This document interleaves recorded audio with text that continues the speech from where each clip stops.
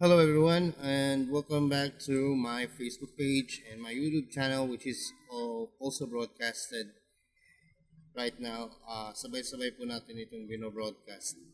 So, may shinare po sa atin na video a while ago and naisip ko na baka pwede natin itong ilagay sa ating segment under our channel sa ISF Media, which is Education. And as the title goes, isa sa mga close sa puso ng ating mga kapwa Pinoy, ito ang K-pop and K-dramas, hindi po ba? And as a teacher, medyo alarming siya considering na sinend sa atin itong link a while ago and I did not watch it yet. Hindi ko pa po siya pinanood. I wanna watch it with all of you guys right now here in our channel. And then, if you would be cooperative enough, bigay kayo ng opinion niyo sa mapapanood natin na report. Kasi, sa direction kasi ng ating perception, when in terms to how we are addressing our educational arena, nakakatakot na baka dito rin tayo mapupunta, ano? So, I hope we can all watch it and then maybe take it all in. Even though this is a very sensitive topic, sana hindi ito mangyari sa ating bansa, ano? I really hope na ilayo tayo ng Panginoon sa ganitong mga sitwasyon. So, I'll be sharing with you right now the video. And sabay-sabay po natin panoorin yung report. I haven't watched it. I'm right now in my room. And I wasn't prepared for this. But because the topic, the subject of this broadcast, of this issue is very, very alarming. So I thought, might as well go online. Let's all see it, watch it. So, prepare ko po muna. Ito po yung video. Yan po.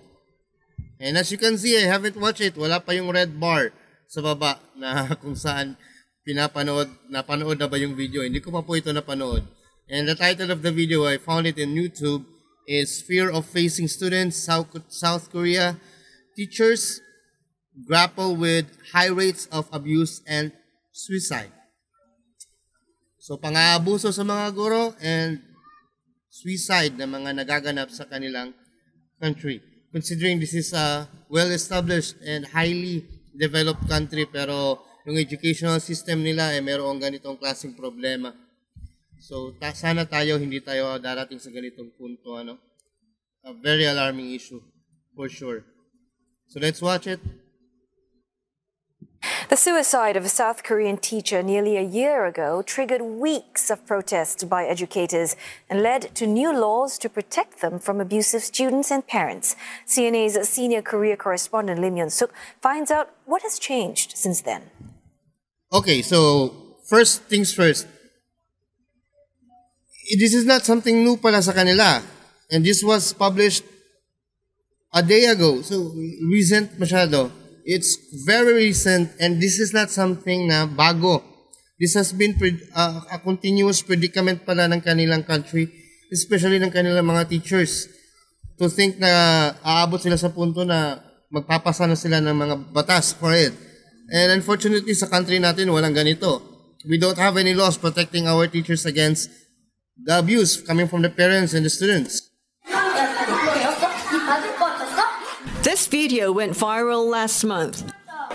It shows a third-grade student slapping the vice principal when he tried to stop the boy from leaving school without permission. Okay, wait.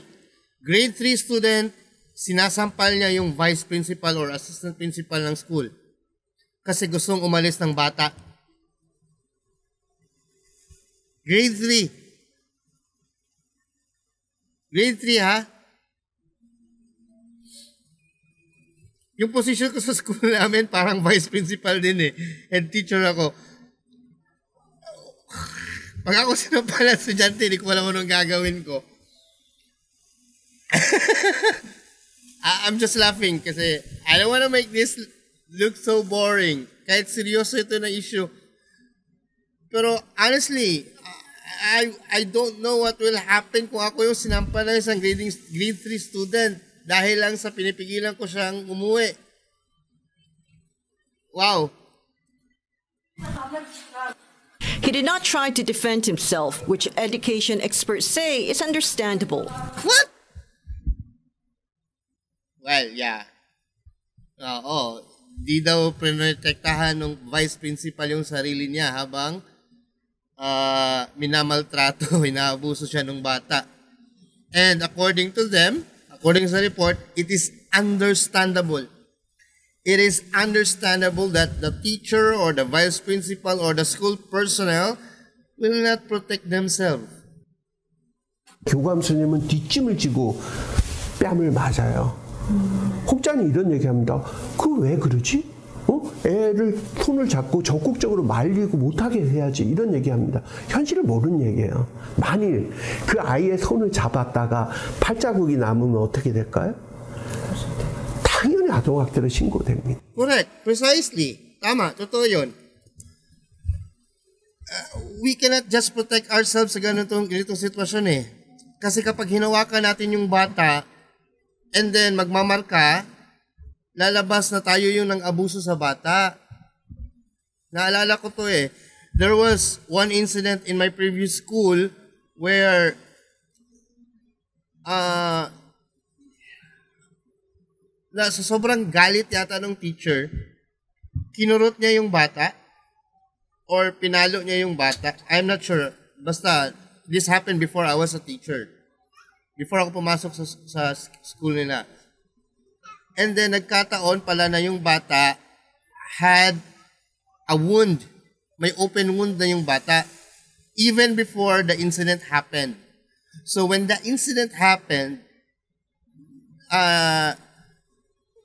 parang sa ngipin yata yun eh. Something. Basta, sorry, I'm not sure about what happened. Basta, ang nangyari was, dumugo yung sugat ng bata, pero wala naman talagang kinalaman yung teacher.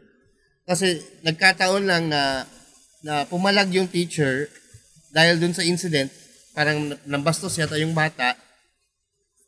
Dumugo yung wound ng bata, yung sugat ng bata.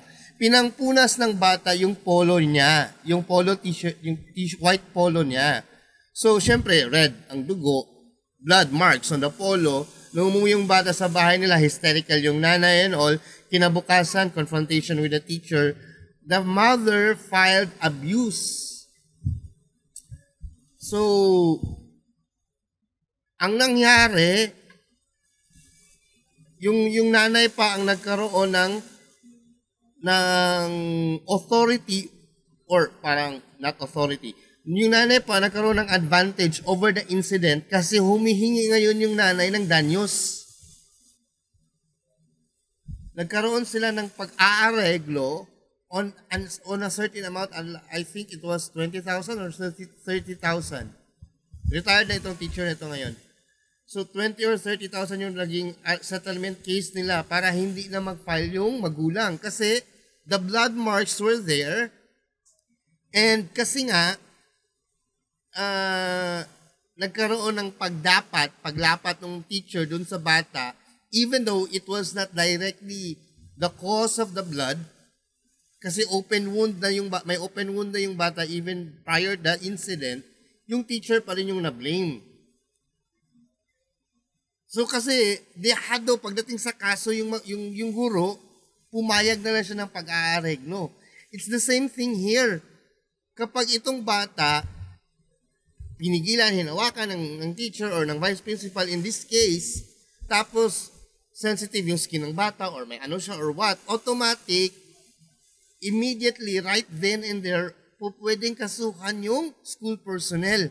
That's why even sa school namin ngayon, our advice sa aming mga security guards, utility personnel, when such incidents happen, huwag na huwag hawakan yung bata. Kasi maaaring may mag-record, video recording, may cellphone yung classmate or what, magkakaroon ng provocation on the end. ng bata towards the school personnel, mabivideohan sila, and then ikakrap or ikakat yung video, yung malalabas na lang is yung part na dumepensa o nagkaroon ng counter naman yung end ng school personnel, automatic maiipit agad, talo parati yung mga matatanda. Naalala ko when I was in college, kids already started to threaten other adults na, sige, ipa 160 ka. Yung parang ganon, ipapabantay bata 160 kita. Naalala niyo yun? Yung parang pantakot nila ng mga bata against being reprimanded in order for them to be responsible. They can actually threaten the use of Bantay Bata 163. We all know the advocacy of Bantay Bata. But at the end of the day, they will listen to the kid more. Kasi nga, Bantay Bata, yung bata yung unang pakikinggan. And there's this notion na hindi daw nagsisinungaling yung mga bata. Kahit it's not really the case. Ang daming mga bata ngayon na ang galing magsinungaling.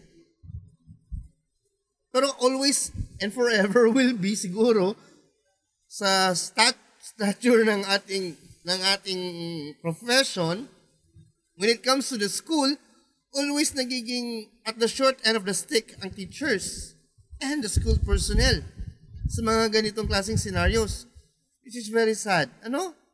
And then, umabot na pala sa ganitong punto sa South Korea. Imagine that. When teachers commit suicide. Wow.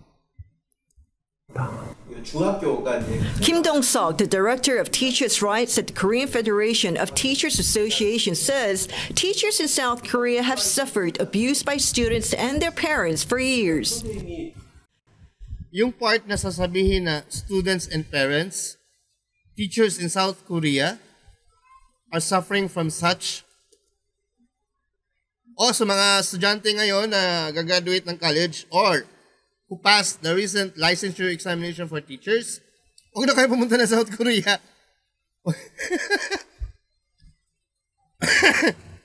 Baka mabighani kayo sa K-drama at K-pop kasi cash nyo masyado sila Lee Min-ho. Kasi gusto nyo pumunta na South Korea, doon kayo magtuturo. Magdalawang isip na kayo. It's not worth it.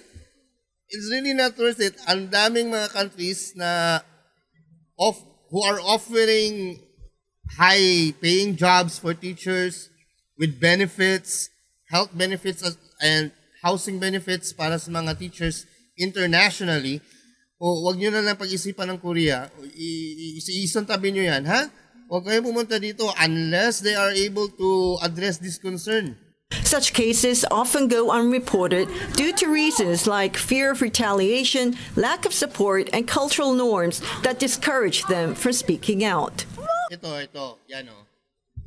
Lack of cultural norms that discourage them from speaking out. Okay. It's a big deal.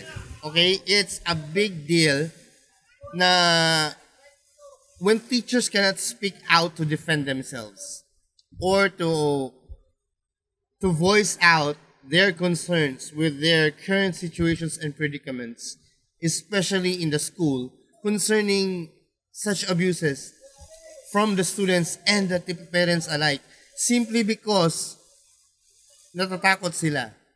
It could be fear of being retaliated.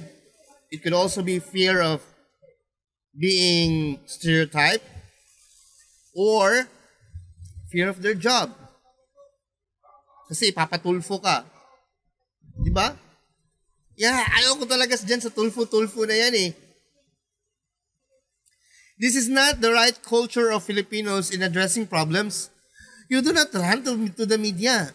And then, kung sino yung mauna, siya yung unang pakikinggan.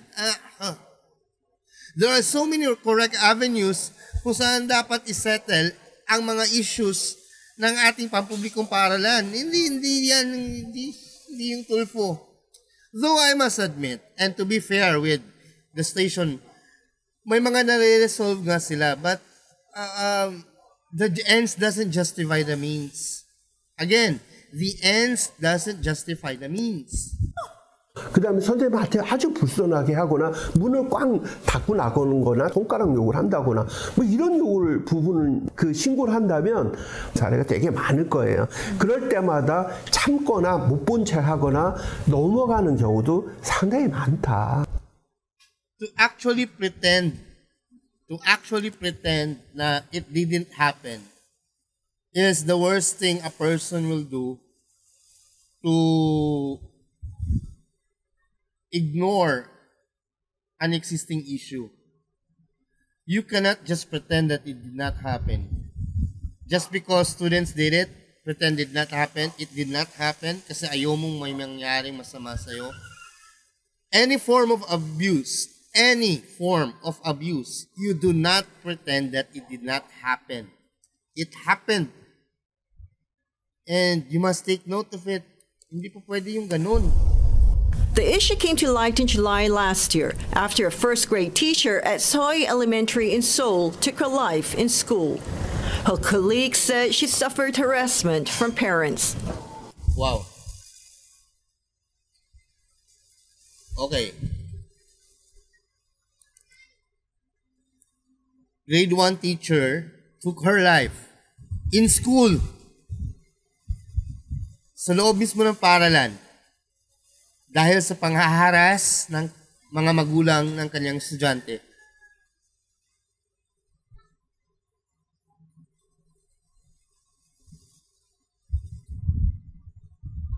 Our education system is definitely failing kapag ganyan na. South Korea's educational system is failing. Kapag ito nangyari sa atin, ipalayo nawa ng may kapal. If this happens to us,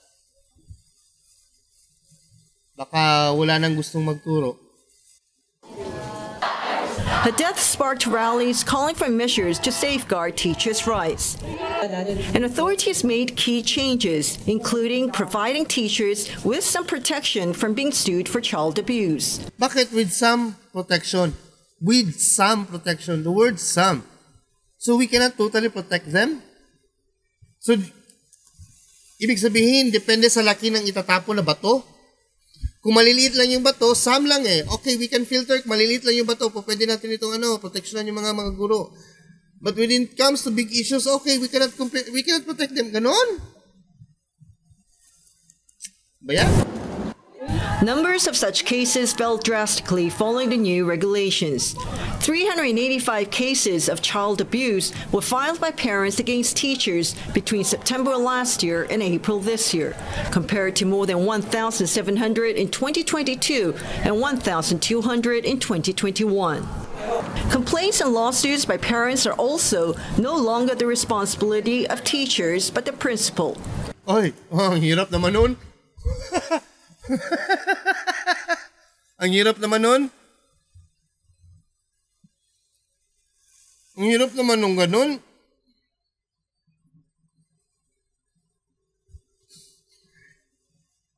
Ang hirap nung yung sasabihin nating problema na ng teacher, problema na ng tawag nito, problema na ng principal yung mga complaint. and kung magpa-file ng case, hindi po pwedeng ganun siguro. So ganun na lang, problema na ng principal. Teachers' personal data like their mobile phone number is also no longer handed out to parents. Teachers, however, say there's not been much improvement. A recent survey by the Korean Federation of Teachers Unions showed that 78% of almost 11,400 teachers did not think conditions had changed significantly. See? That's what I said. Kasi nga Sam, you are trying to establish a form of protection for the teachers, but some lang. Kasi nga, you cannot totally protect the teachers. So, bits lang ba? Konti lang. Just for the sake na may masabing may nagawa kayong policy. Kumbaga, band-aid solution. Ang problema kasi ng mga policy makers natin itong band-aid solution eh. ito na yung kasi yung tradisyon ng mga politiko eh. I think this is just I'll go back to ano. At ito kasi ito isang problema eh. When people think na ganun lang kadali ang problema ng mga guro. Even in South Korea, hindi pala nila masolusyonan. And even the teachers agree na hindi talaga na solusyonan just because of band-aid solutions. And if you're a teacher right now and you're watching this,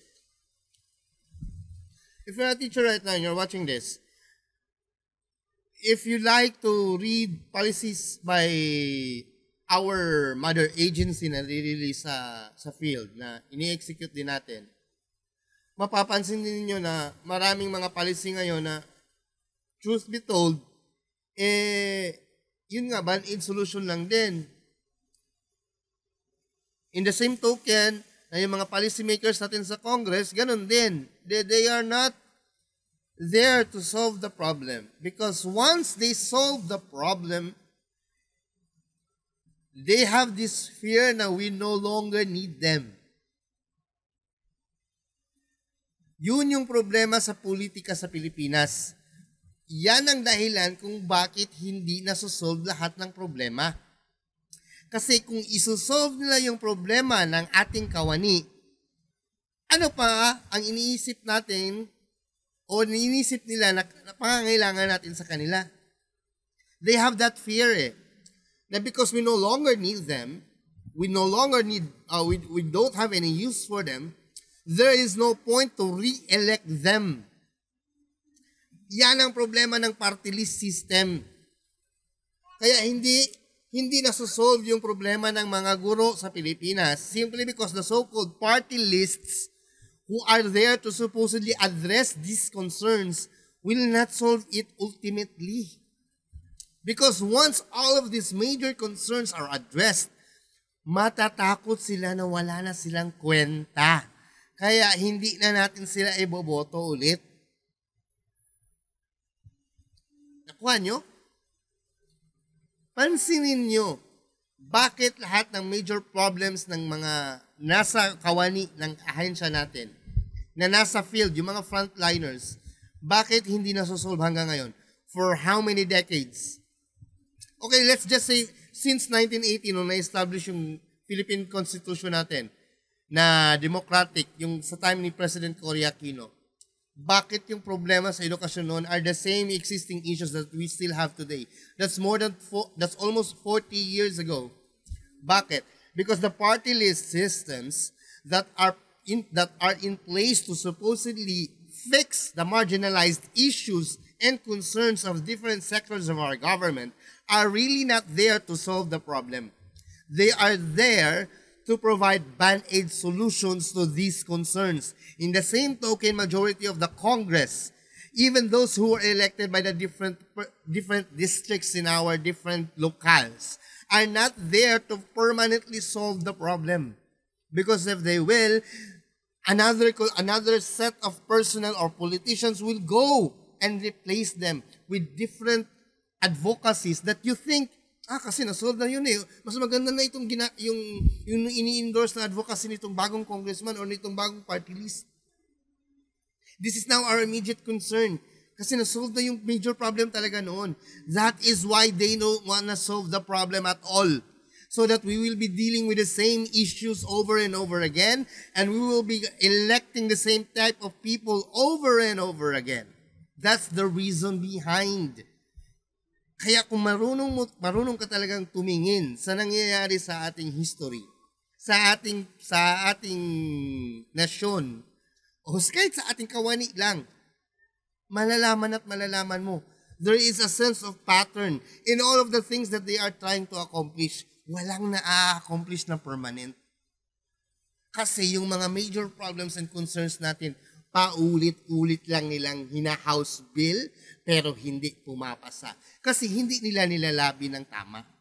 Kasi alam nila, kapag nilabi nila ito within the Congress and within the upper house and even lobby it to the President, kapag na-solve na ito lahat, wala na silang silbi.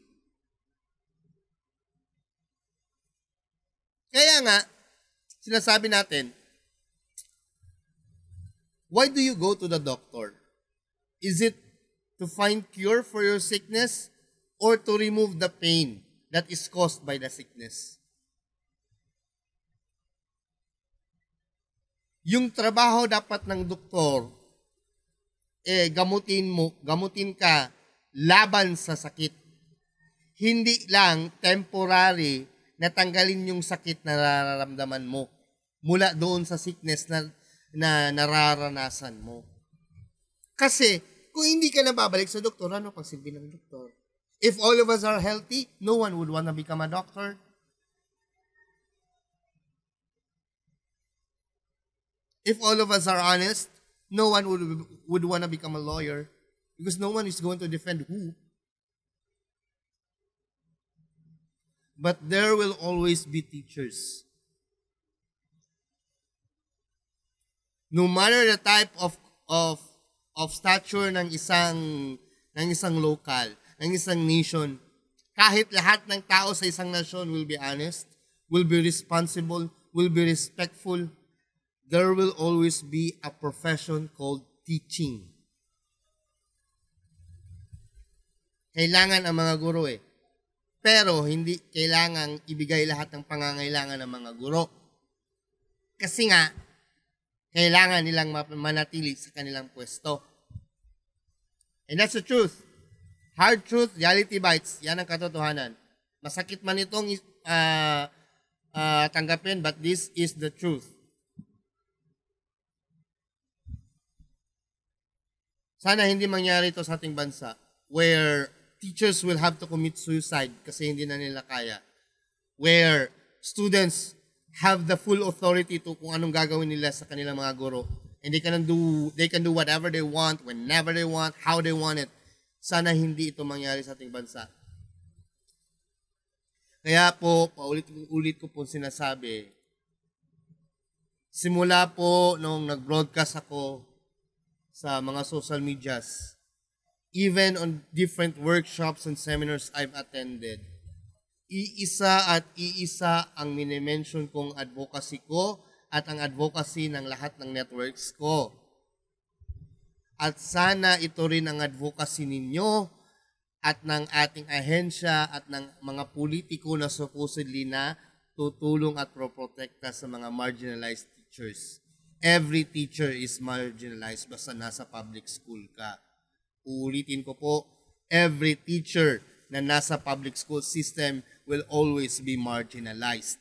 Kaya po, sana darating ang panahon na maisip po nila na kung ang kabataan ang pag-asa ng ating bayan, ang mga guro ang pag-asa ng ating mga kabataan. Maraming salamat po at magandang hapon sa inyong lahat.